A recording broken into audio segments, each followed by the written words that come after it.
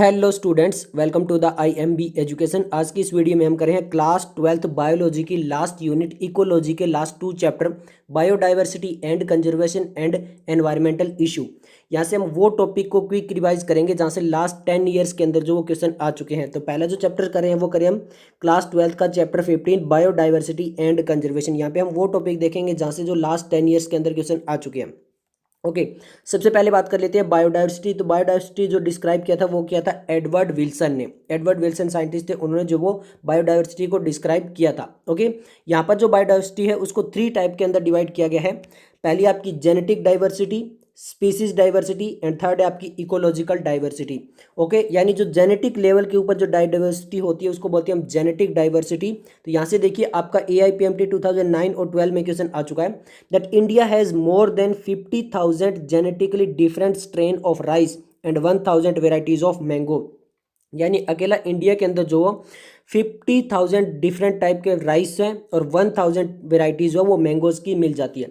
Second हमारी species diversity की बात करें तो डाइवर्सिटी जो स्पीसीज लेवल पे होती है उसको बोलते हैं species diversity and diversity at the ecosystem level के ऊपर होती है उसको बोलते हैं इकोलॉजिकल डाइवर्सिटी। ओके अब हम यहाँ पे आप बात करने वाले कि how many species on earth. अभी यहाँ पे जो अर्थ के ऊपर कितनी स्पीसीज है और कितनी सारी स्पीसीज जो वो इंडिया के अंदर है। तो यहाँ पे देखिए according to International Union for conservation of Nature and Natural Resource, ये IUCN की फुल फॉर्म है, याद रख लेना, International Union for conservation of Nature and Natural Resource. तो इन्होंने जो 2004 के अंदर डाटा दिया था उन्होंने कहा कि अभी तक टोटल 1.5 मिलियन स्पीसीज जो वो डिस्कवर हो चुकी है। Okay till now. ओके अब हम बात कर लेते हैं यहाँ से देखिए आपका AIPMT 2011 और 12 में क्वेश्चन आ चुका है of the total species discovery so far, यानी जो अभी तक टोटल जितनी भी स्पीसीज को डिस्कवर किया है उसमें से 70% are animals and 22% are plants. तो 70% उनमें से एनिमल्स हैं, 22% जो वो प्लांट्स हैं। Of the animals 70% are insect. जो ये जो 70% है एनिमल्स, इनमें से 70% क्या है आपके इंसेक्ट्स हैं। तो ये बात को अच्छे से ध्यान रख लेना। ओके अब यहाँ पे देखिए ये जो आपका डायग्राम दिया, देखिए one question from invertebrate diagram 15.1। यहाँ पे ये जो डायग्राम दिया ये इनवर्टिब्रेट्स के, ये वर्टिब्रेट्स के, ये प्लांट्स के। तो यहाँ पे इस डायग्राम से जो क्वेश्चन आ चुका है आपका नीट 2014 में, तो सभी अच्छे से देख लीजिए। अभी बताया था 70% जो होते हैं एनिमल्स के अंदर उनमें से आपके इंसेक्ट जो होते हैं वो 70% होते हैं। तो यहाँ पे देखिए जो मेजर एरिया है वहाँ पे क्या है आपको इंसेक्ट देखने को मिलेंगे। फिर यहाँ पे देखिए आपको मोलुस्का देखने को मिल जाएंगे, अदर एनिमल्स ग्रुप देखने को मिल जाएंगे, क्रस्टेशियन देखने को मिल जाएंगे। ये डायग्राम आ सकता है ABC करके ऐसे। वर्टिब्रेट्स की बात करें तो यहाँ पे देखिए 50% जो होती है वो फीसिस होती हैं। वर्टिब्रेट्स के अंदर 50% यहाँ पे आपको दिखाई देगी फीसिस। ओके फिर यहाँ पे amphibian, reptiles, birds and mammals. Okay ये इतनी स्पीसीज होती है। प्लांट्स की अगर हम बात करें तो यहाँ पे देखिए मोसिस दिखाई देते हैं, यहाँ पे फर्न्स एंड एलिल्स दिखाई देते हैं। फंजाई आपको सबसे ज़्यादा दिखाई देंगे और एंजियोस्पर्म आपको सबसे ज़्यादा दिखाई देंगे। बाकी जो आपके मोसिस, फर्न्स और आपकी एल्गी एंड लाइकन्स है वो आपको बहुत ही कम दिखाई देंगे। ओके तो ये डायग्राम अच्छे से देख लेना। ओके अब हम बात करते हैं पैटर्न ऑफ बायोडाइवर्सिटी। तो 2 टाइप के पैटर्न होते हैं, एक होता है आपका लेटिट्यूडनल एंड सेकंड होता है आपका स्पीसीज एरिया रिलेशनशिप। ओके अब यहाँ पे जो आपके स्पीसीज एरिया रिलेशनशिप है यहाँ से आपका नीट 2017 में क्वेश्चन आ चुका है। देखिए Alexander von Humboldt observe that biodiversity increase with increase in explored area but only up to a limit. यानी अगर हम नया एरिया कोई एक्सप्लोर करते हैं तो वहाँ पर हमें बायोडाइवर्सिटी जो है वो भी ज़्यादा मिलती है। मतलब जैसे जैसे एरिया इंक्रीज होता जाता है तो वहाँ पे बायोडाइवर्सिटी भी इंक्रीज हो जाती है but only up to a limit. But वो कुछ एक लिमिट में जाके ही वहाँ पे फिर जो है वो एरिया आप कितना ही बढ़ा लो पर बायोडाइवर्सिटी फिर जो उसके बाद ज़्यादा नहीं बढ़ती है। ओके तो अब यहाँ पे देखिए लॉस ऑफ बायोडाइवर्सिटी, यहाँ से आपके क्वेश्चन आ चुके हैं नीट 2014 और 16 में। यहाँ पे लिखा है due to human activities the natural wealth is getting lost rapidly. यानी ह्यूमन एक्टिविटीज की वजह से जो नेचुरल वेल्थ जो बहुत जल्दी जल्दी जो खत्म हो रही है। तो यहाँ पे IUCN अभी इसकी फुल फॉर्म देखी थी, उनकी एक रेड लिस्ट है। 2004 में इन्होंने जो रेड लिस्ट में कुछ एनिमल्स को डाला था उनके हिसाब से क्या है, document the extinction of 784 species including 338 vertebrates, 359 invertebrates and 87 plants in the last 500 years. यानी लास्ट 500 ईयर्स का अगर हम डाटा उठाएं तो वहाँ पे 784 से ज़्यादा स्पीसीज जो वो एक्सटिंक्ट हो चुकी है। यहाँ पे आगे लिखा है some example of recent extinction include, यहाँ पे अभी रीसेंट के अंदर भी जो एनिमल्स एक्सटिंक्ट हुए हैं उनका दिया हुआ है। डोडो मॉरिशस में, क्वागा अफ्रीका में, थाइलेसीन ऑस्ट्रेलिया में, स्टीलर सी का और रसिया में, एंड 3 सब स्पीसीज बाली, जावन एंड कैस्पियन जो है टाइगर की, वो भी जो है वो क्या हो चुकी है, एक्सटिंक्ट हो चुकी है। अब हम यहाँ पे आगे बात कर लेते हैं loss of biodiversity in a region. तो यहाँ पे देखिए डाइवर्सिटी जो है वो बायोडाइवर्सिटी क्यों लॉस होती है, तो यहाँ पे मेन 4 रीजन आता है। उसमें सबसे पहला जो रीजन है वो है आपका हैबिटेट लॉस एंड फ्रेगमेंटेशन। यहाँ से आपका नीट 2016 और 19 में क्वेश्चन आ चुका है। तो जो आपका हैबिटेट लॉस एंड फ्रेगमेंटेशन है, this is the major cause for loss of biodiversity. यहाँ पे जो 4 रीजन है उनमें से जो आपका हैबिटेट लॉस एंड फ्रेगमेंटेशन है वो सबसे मेजर रीजन है जिसकी वजह से बायोडाइवर्सिटी का लॉस होता है। अब ये होता है क्या, देखिए habitat destruction is caused by human activities such as deforestation and increase pollution leading to the loss of many plants and animals. यहाँ पे यानी जो फॉरेस्ट के अंदर जो स्पीसीज रह रही है तो वहाँ पे फॉरेस्ट जो है उसको खत्म किया जा रहा है, डिफॉरेस्टेशन किया जा रहा है, तो उसकी वजह से पॉल्यूशन भी काफ़ी इंक्रीज हो रहा है, तो उसकी वजह से बहुत सारे प्लांट्स और एनिमल्स जो है उनका लॉस हो रहा है बायोडाइवर्सिटी के अंदर। ये तो था हैबिटेट लॉस एंड फ्रेगमेंटेशन, ये सबसे पहला पार्ट था। सेकेंड हो सकता है आपका ओवर एक्सप्लॉयटेशन। ओवर एक्सप्लॉयटेशन क्या होता है, देखिए humans due to their greed and increased exploitation of natural resource have contributed to the endangerment of commercially important species of plants and animals. यानी वो ज़्यादा से ज़्यादा जो ह्यूमन की ग्रीड है उसकी वजह से वो नेचुरल रिसोर्सेज जो है उनको अच्छे से यूज़ नहीं करता है, तो उसकी वजह से भी बहुत सारे प्लांट्स और एनिमल्स जो है वो वहाँ पर ख़त्म हो रहे हैं। थर्ड हमारा आता है एलियन स्पीसीज इन्वेंशन। इसका मतलब क्या होता है, the unintentionally deliberate introduction of alien species cause the decline of the indigenous species. यानी कोई एक पर्टिकुलर एरिया है वहाँ पे अलग स्पीसीज रह रही है, अब किसी बाहर से एरिया से हम लाकर कोई अलग स्पीसीज अगर रख देते हैं तो उसकी वजह से यहाँ की स्पीसीज जो है वो क्या हो सकती है, वहाँ पे ख़त्म हो सकती है, उनका लॉस हो सकती है, तो इसीलिए इसको बोलते हैं एलियन स्पीसीज इन्वेंशन। नेक्स्ट हमारा आता है को एक्सटिंक्शन। को एक्सटिंक्शन का मतलब क्या होता है, अगर एक स्पीसीज खत्म हो गई तो उसके साथ जो है वो सेकंड स्पीसीज जो उसके साथ में ग्रो करती है वो भी खत्म हो जाएगी। देखिए व्हेन ए प्लांट और animal become extinct another plant और animal which is depend on it is obligatory way extinct. अब हम बात कर लेते हैं बायोडाइवर्सिटी कंजर्वेशन में। तो यहाँ पे 3 होते हैं, एक होता है नैरोली, सेकंड होता है ब्रॉडली एंड थर्ड होता है इथिकल। नैरोली क्या होता है, देखिए जहाँ पे जो बहुत ही कम नैरो एरिया के अंदर आप बोल सकते हो many commercial important products are obtained by nature such as food, fibre, wood and countless industry products. यानी बहुत ही कम जो है उसका यूज़ होता है, जैसे हमारे फूड के अंदर, फाइबर के, वुड के अंदर जो है वो यहाँ पर अगर वो यूज़ हो रहा है तो उसको बोलते हैं नैरो। अब हम ब्रॉडली देख लेते हैं। ब्रॉडली क्या होता है, देखिए certain activities and products can not be accomplished without the help of nature such as production of oxygen and pollination. कुछ ऐसी चीज़ें हैं जो हाँ की नेचर के बिना संभव ही नहीं है, मतलब उसको ह्यूमन बीइंग जो है वो कभी भी इतनी सारा प्रोडक्शन नहीं कर सकता नेचर के बिना। जैसे प्रोडक्शन ऑफ ऑक्सीजन, इतनी सारी ऑक्सीजन जो ह्यूमन है वो कभी भी प्रोडक्शन नहीं कर पाएगा, ना ही वो पॉलिनेशन कर पाएगा। जितने भी प्लांट्स वगैरह उनके अंदर पॉलिनेशन भी जो वो नेचर के बिना इम्पॉसिबल होते हैं। थर्ड ये होता है इथिकल। इथिकल का मतलब होता है कि the ethical argument of conserving biodiversity related to we own the millions of plants, animal and micro species with whom we share this planet। यानी हमारा ये हक बनता है कि हम अकेले नहीं है इस धरती के ऊपर, बहुत सारी अलग अलग स्पीसीज है, तो उनके साथ हम ये अर्थ जो है वो शेयर कर रहे हैं, तो हमें जो उनके लिए भी जो है वो बायोडाइवर्सिटी बचा के रखनी चाहिए। अब आता है सबसे important, biodiversity can be conserved by. तो बायोडाइवर्सिटी को हम कैसे कंजर्व कर सकते हैं, यहाँ से सबसे ज़्यादा क्वेश्चन आए हुए हैं। In situ conservation and ex situ conservation 2 type के होते हैं जिसकी वजह से हम बायोडाइवर्सिटी को कंजर्व कर सकते हैं। पहले बात कर लेते हैं इन सीटू कंजर्वेशन यानी ऑन साइट। यहाँ से देखिए नीट 2013 में, 16 में 2 क्वेश्चन, 17 में, 19 में, तो अभी जो रिसेंट में यहाँ से ज़्यादा क्वेश्चन आए हैं। सबसे पहले बात कर लेते हैं, देखिए biodiversity at level is protected, we save the entire forest to save the tiger, this approach is called in situ. यानी हम जो पूरा एरिया होता है जहाँ पे वो एनिमल्स वगैरह रहते हैं या प्लांट्स वगैरह होते हैं, तो पूरा एरिया सेव करते हैं उन स्पीसीज़ को। फॉर एग्जांपल जैसे अगर हमें टाइगर को सेव करना है तो हम वो पूरा का पूरा फॉरेस्ट जो होता है उसको सेव करते हैं ताकि वो अपने नेचुरल हैबिटेट में अच्छे से ग्रो कर पाए, उसको बोलते हैं इन सीटू कंजर्वेशन। अब लिखा हुआ है देखिए, on a global basis the problem has been addressed by eminent conservation, they identify for maximum protection certain biodiversity hotspots region with very high level of species richness and high degree of endemicism। अब एंडेमिसिज्म क्या होता है, देखिए that is the species confirm to that region and not found anywhere else. यानी जो काफ़ी जो conservative होते हैं, जो कि बायोडाइवर्सिटी को कंजर्व करने का काम करते हैं, वो क्या करते हैं, कुछ ऐसा एरिया बायोडाइवर्सिटी के अंदर कुछ ऐसे हॉटस्पॉट देखते हैं जहाँ पर जो बायोडाइवर्सिटी की स्पीसीज रिचनेस बहुत ज़्यादा है, मतलब वहाँ पे बहुत अलग अलग टाइप के आपको प्लांट्स और एनिमल्स बहुत ज़्यादा देखने को मिलते हैं, तो होती है स्पीसीज रिचनेस। इसके अलावा high degree of endemism, endemism का मतलब होता है वहाँ पर कुछ ऐसी भी स्पीसीज होती है जो वहाँ पर और कहीं पर भी आपको वर्ल्ड के अंदर नहीं मिलेंगे, यानी कुछ ऐसे एनिमल्स और प्लांट्स जो आपको कहीं पर और नहीं मिलेंगे, उनको बोलते हैं एंडेमिज्म। तो वो क्या करते हैं, कुछ ऐसा एरिया देखते हैं जहाँ पे स्पीसीज रिचनेस या एंडेमिज्म ज़्यादा होता है, तो उस पूरे पर्टिकुलर एरिया को ही जो है वो सेव करते हैं।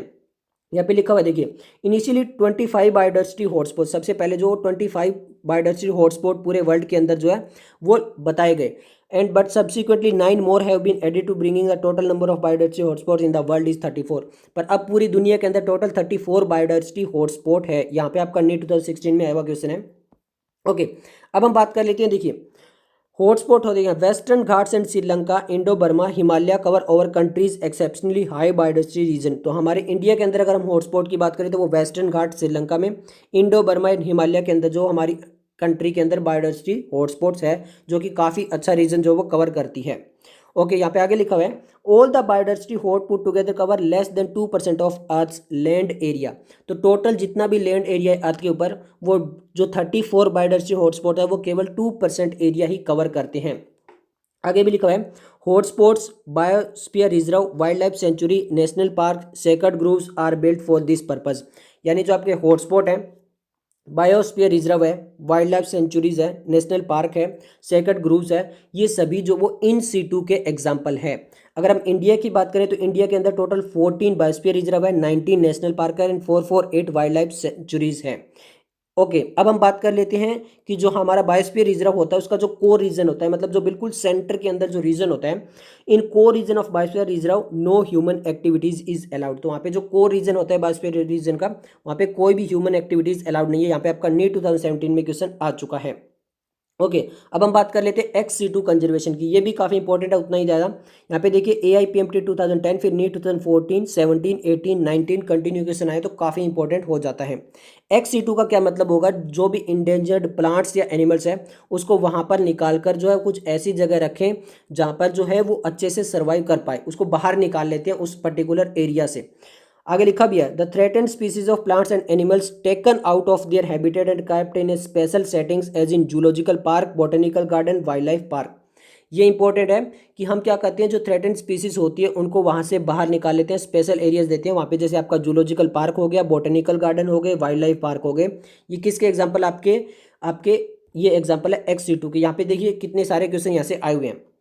इसके अलावा जो आपके सीड बैंक होते हैं, देखिए seeds can be preserve in seed bank, तो ये जो सीड बैंक होते हैं वो भी किसके एग्जांपल है, XC2 कंजर्वेशन के एग्जांपल है। अब हम बात कर लेते हैं यहाँ से आपका नीट 2019 में क्वेश्चन आया, देखिए the historic convention of biodiversity the earth summit held in Rio de Janeiro in 1992 called upon all nation to take appropriate measure for conservation of biodiversity and sustainable utilisation of its benefit. यानी सबसे पहले जो रियो de Janeiro के अंदर 1992 के अंदर जो biology जो हमारी बायोडाइवर्सिटी है उसको कंजर्व करने के लिए अर्थ समिट हुई थी। कब हुई थी वो, 1992 के अंदर हुई थी। तो ये था इस चैप्टर से जितने भी हमारे क्वेश्चन आए हुए हैं वो टॉपिक्स। ओके, अब हम कर लेते हैं क्लास 12th बायोलॉजी का चैप्टर 16 एनवायरमेंटल इशू। यहाँ पे भी हम वो इंपॉर्टेंट टॉपिक्स देख लेते हैं जहाँ से क्वेश्चन आए हुए हैं। सबसे पहले यहाँ पे बात कर लेते हैं पोल्यूशन क्या होता है। That pollution is undesirable change brought about the chemical particular metal biological material to the air water और सॉइल। यानी एयर वाटर सॉइल के अंदर जो वो अदर अनडिजायरेबल अगर केमिकल या फिर कुछ अदर मैटर आ रहा है तो उसको बोलते हैं pollution. Agents that bring about such undesirable change are called pollutants. Pollutants यानी वो जो पर्टिकुलर मैटर जो है वो अनडिजायरेबल जो पर्टिकुलर मैटर है उसको बोलते हैं पॉल्यूटेंट्स। अब यहाँ पे देखिए government of India has pass the environmental protection act in 1986। अब यहाँ देखिए एक्ट तो बन जाते हैं, वो कितना ग्राउंड लेवल पे सक्सेसफुल होते हैं उसका पता नहीं है, बट ये जो एक्ट जितने भी है वो इंपॉर्टेंट है, सभी अच्छे से देख लेना। तो एनवायरमेंटल प्रोटेक्शन एक्ट जो है वो 1986 में आ चुका था।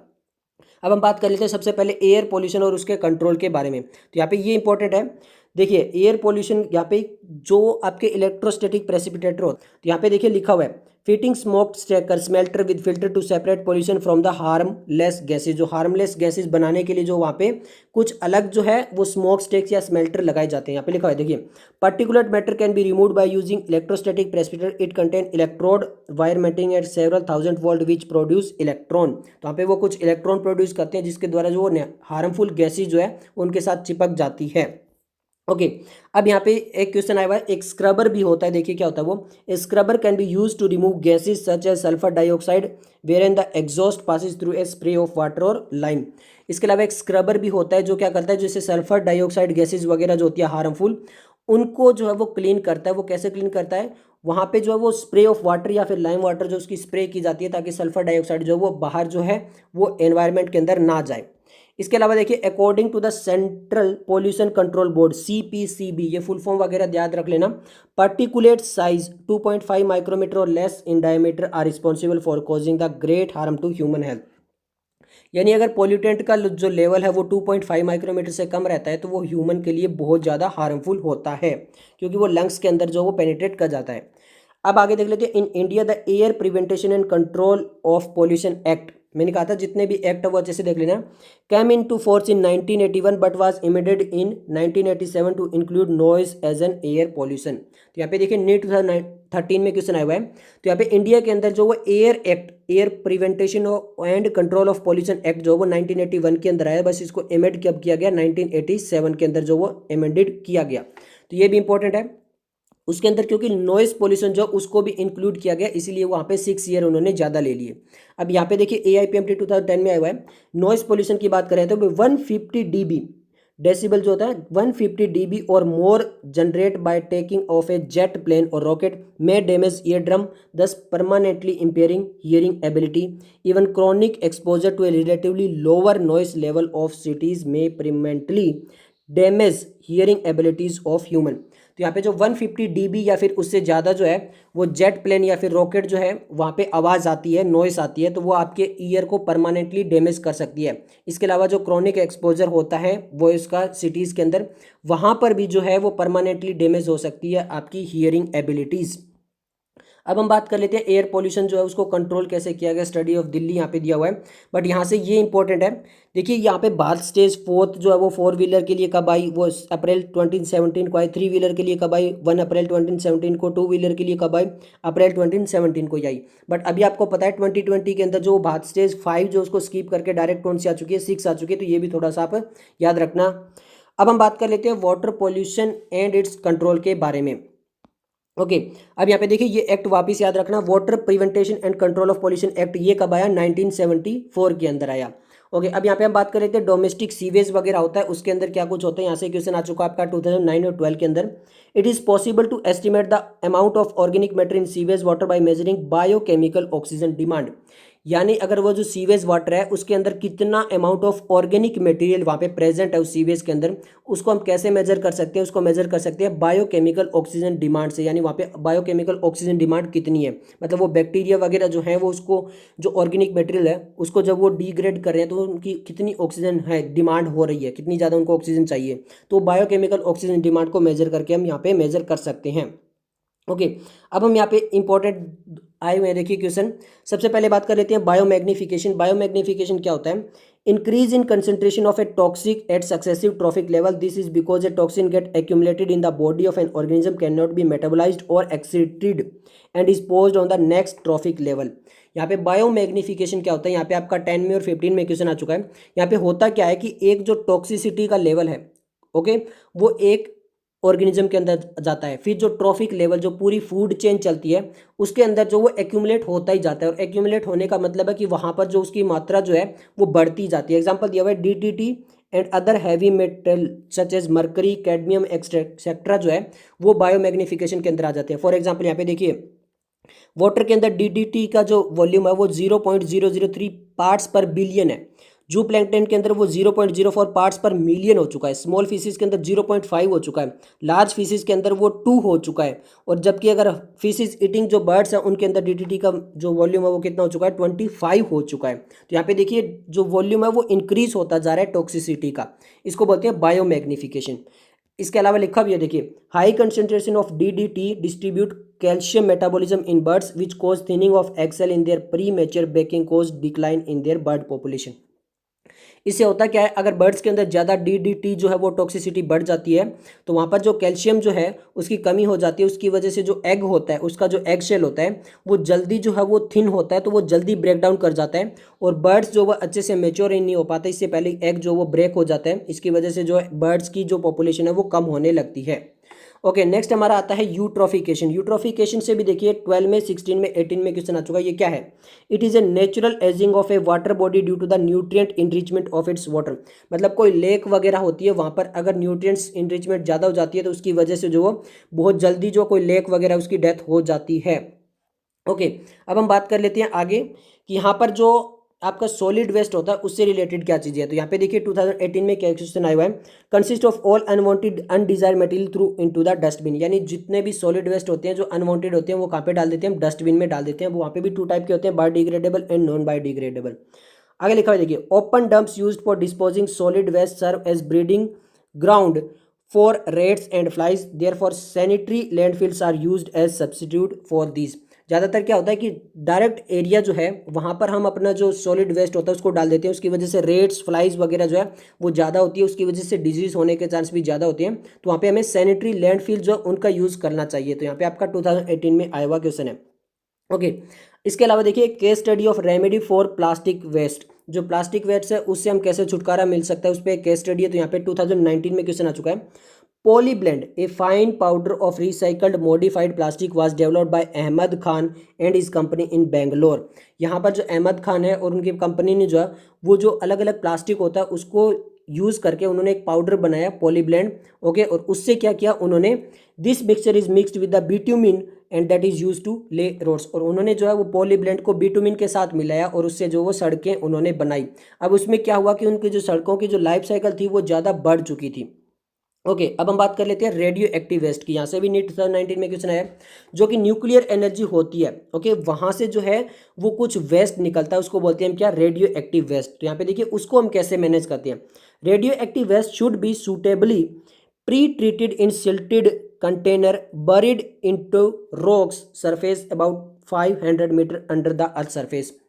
यानी जो रेडियो एक्टिव वेस्ट होता है उसको पहले हम जो कंटेनर होते हैं उसके अंदर अच्छे से सील करते हैं, फिर जो है 500 मीटर डीप अर्थ के अंदर जो है उनको दबा देते हैं।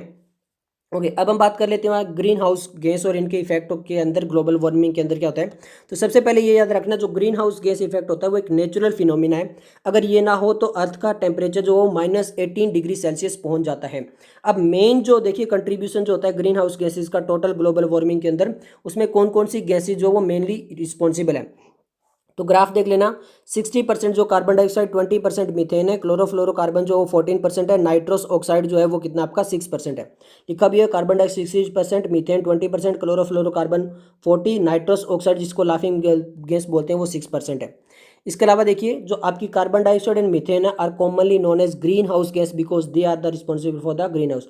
तो आपकी कार्बन डाइऑक्साइड और मीथेन को जो उन्हीं को मेनली ग्रीन हाउस गैसेज बोला जाता है। यहाँ से आपके क्वेश्चन आ चुका है 2008 में, 10 में, 11 में और 2019 के अंदर क्वेश्चन आ चुके हैं, तो काफ़ी इंपॉर्टेंट हो जाता है। इसके अलावा लिखा है greenhouse effect can be controlled by reducing the use of fossil fuel, improving efficiency of energy usages, reducing deforestation, planting trees, slowing down the growth of human population. तो यानी जो ग्रीन हाउस गैसेज है उनको हम कैसे control कर सकते हैं। तो सबसे पहले फॉसिल फ्यूल है उनको रिड्यूस करना पड़ेगा, एफिशिएंसी जो एनर्जी को उसको बढ़ाना पड़ेगा, डिफॉरेस्टेशन कम करना पड़ेगा, ज़्यादा से ज़्यादा प्लांट्स लगाने पड़ेंगे, तब जाकर जो ये चीज़ें होगी हमारी। अब हम बात कर लेते हैं ओजोन डिप्लीशन। ओजोन डिप्लीशन से भी काफ़ी क्वेश्चन आ चुके हैं आपके 12 में, 14 में, 18 में। सबसे पहले वर्ल्ड ओजोन डे जो वो कब सेलिब्रेट किया जाता है, तो 16 सितंबर, जो आपका नीट का एग्जाम है 2020 उसके कुछ ही दिन बाद जो है। ओजोन की बात करें तो यहाँ पे सेकेंडरी पोल्यूटेंट जो होता है वो ओजोन सेकेंडरी पोल्यूटेंट भी बोला जाता है। Ozone layer is found in the upper part of stratosphere. जो स्ट्रेटोस्फीयर होता है उसके अपर पार्ट के अंदर जो ओजोन लेयर मिलती है। अब ओजोन भी 2 टाइप्स की होती है आपकी, गुड एंड बेड। तो देखिए bed ozone formed in the lower atmosphere, जो लोअर साइड होती है वहाँ पे बनती है बेड ओजोन। वो किसके अंदर बनती है? ट्रोपोस्फियर के अंदर बनती है, not in stratosphere. That harms plants and animals, और ये जो है वो प्लांट्स और एनिमल्स को हार्म कर सकती है। देयर इज गुड ओजोन, इसके अलावा जो गुड ओजोन होती है वो क्या करती है? This ozone is found in the upper part of the atmosphere called the stratosphere. जो आपकी गुड ओजोन होती है वो मिलती है किसके अंदर? स्ट्रेटोस्फियर। डायरेक्टली ये आ जाए कि आपकी ओजोन कहाँ पे मिलती है, तो वो मिलती है आपकी स्ट्रेटोस्फियर के अंदर। ओके, अब हम यहाँ से देखिए और भी काफ़ी क्वेश्चन आए हुए हैं।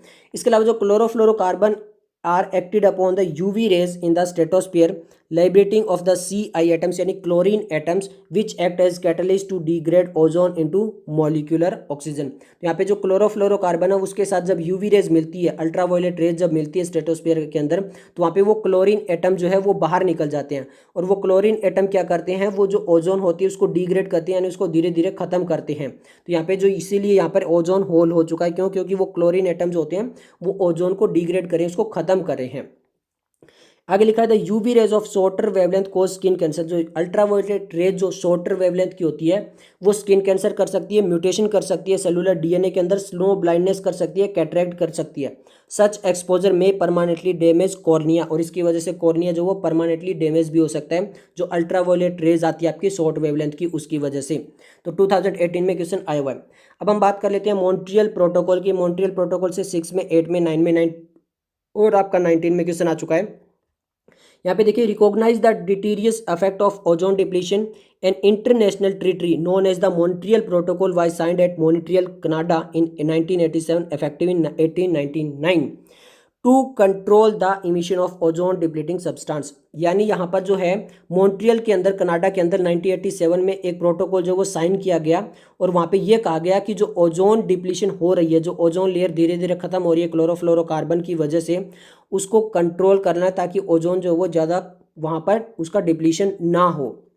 ओके, इसके बाद हम बात कर लेते हैं डिफॉरेस्टेशन से। तो यहाँ पे देखिए आपका 18 में क्वेश्चन आ चुका है।